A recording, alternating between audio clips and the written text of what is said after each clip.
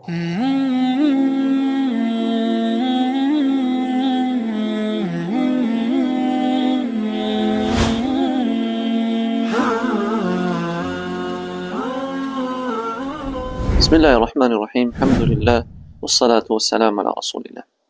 Vazhdojmë me temën tonë të ecësh në mbi gjurmët profetike, me temën e 21 ku pejgamberi sallallahu alaihi wasallam është pyetur nga shokët e tij se a i pranohen veprat e mira që ka qenë para islamit.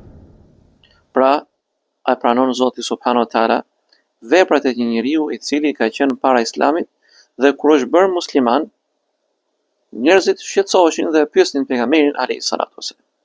Allahu thot në Kur'anin Kerim: Inna Allaha la yadhlimu mithqala dharratin wa in taku hasanatun yudha'ifha.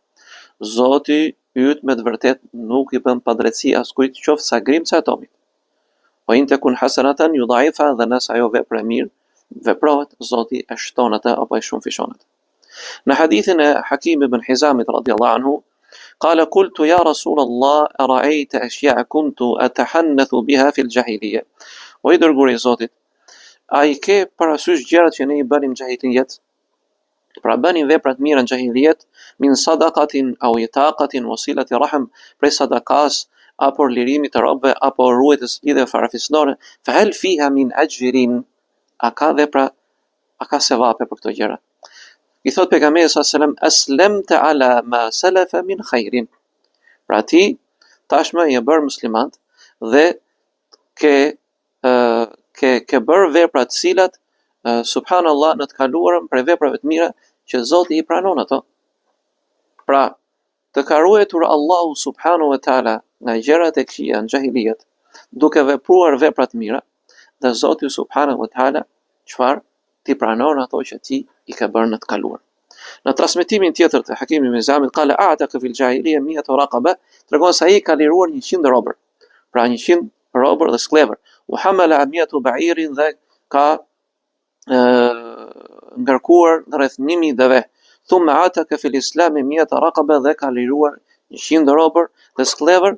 Pra, dhe ka shkuar tek pejgamberi sallallahu alaihi wasallam për të treguar këto veprat e mira, dhe pejgamberi alayhi salatu wasallam i dha këtë përgjigje që Zoti subhanahu wa taala ato veprat mira që i ka bërë në kohën e ignorancës dhe paditurisë, i ka pranuar inshallah taala, dhe në islam ato e kanë shpërblimin dy fish, sepse besimtari në këtë rast shpërblet edhe për niyetin e tij dhe qëllimin e mirë që ka ndaj Zotit subhanahu wa taala.